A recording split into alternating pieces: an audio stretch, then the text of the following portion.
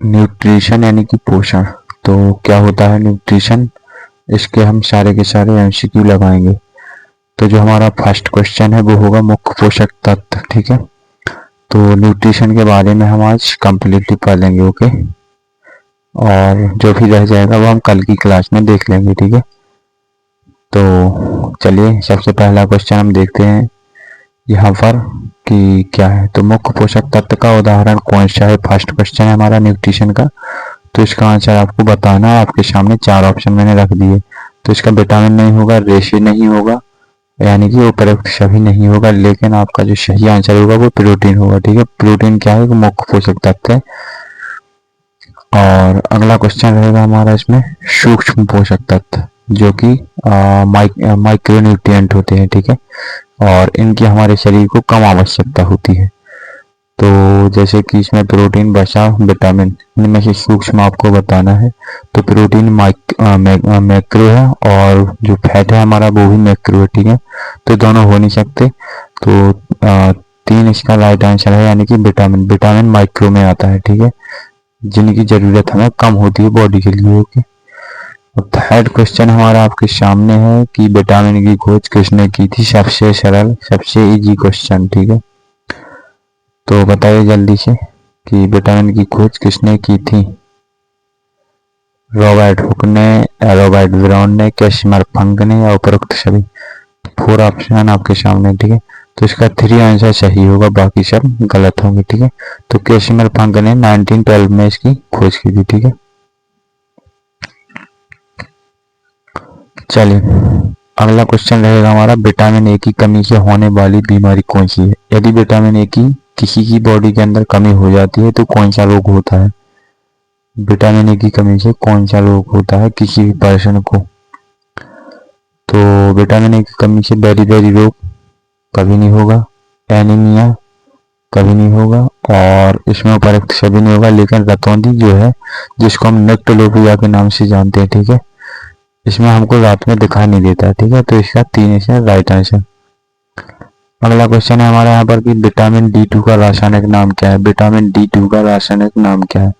तो vitamin D को हम कैल्सीफेरॉल कहते हैं, और विटामिन D2 को हम ओलेवोकैल्सीफेरॉल कहते हैं। ठीक है, और विटामिन D3 को हम कोलेकैल्सीफेरॉल कहते हैं। तो इसका राइट आंसर है राइबोफ्लेविन। इसका नहीं होगा। ठीक है, राइबोफ्लेविन कहीं से कहाँ तक है नहीं।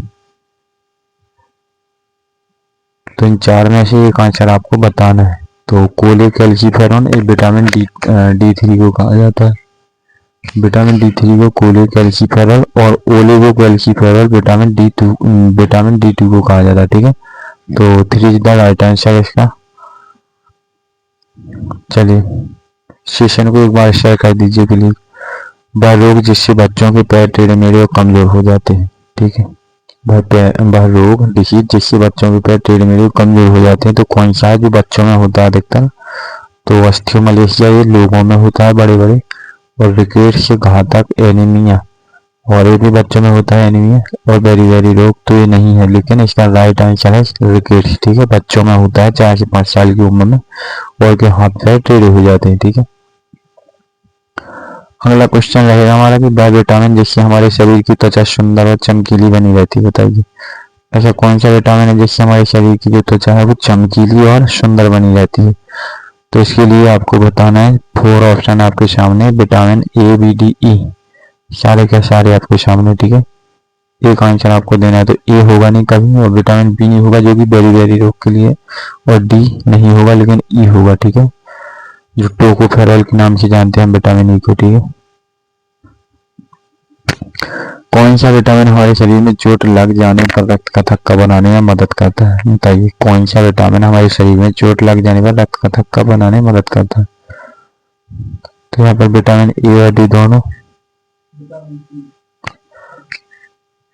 विटामिन के और ई, विटामिन ए और डी नहीं होगा, विटामिन के और ई नहीं होगा। ठीक है, और यहाँ पर जो हमारा 3 ऑप्शन है वो विटामिन के अकेला नहीं होगा, विटामिन डी नहीं होगा। तो 3 ऑप्शन इसका राइट आंसर है, विटामिन के अकेला होगा। ठीक है,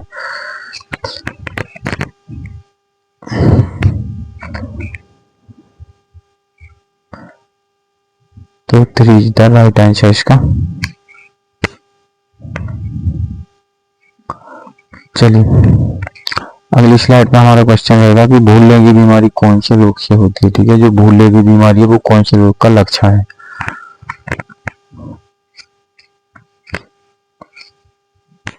बताइए, इसमें फर्स्ट ऑप्शन है मानसिक रोग, शारीरिक रोग, पहले ग्रह प्रयुक्त सभी। ठीक है, तो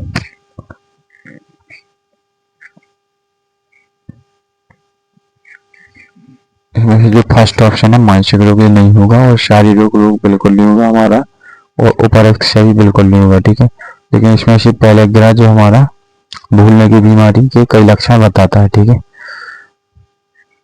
और इसमें से अगला क्वेश्चन है कि कौन सा विटामिन सर्वाधिक महिलाओं को दिया जाता है। जो कि गर्भवती महिलाओं को सबसे ज्यादा दिया जाने वाला विटामिन वो कौन सा विटामिन है। एस्कॉर्बिक एसिड है, फॉलिक एसिड है, या साइनोकोबालामिन या रेटिनॉल।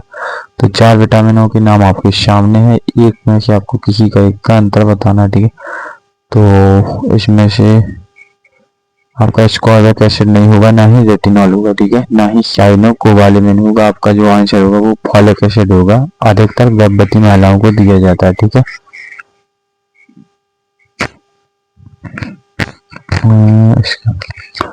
अगला क्वेश्चन है विटामिन A2 का रासायनिक नाम क्या है। विटामिन A2 का रासायनिक नाम क्या है। विटामिन ए का नाम अलग होता है,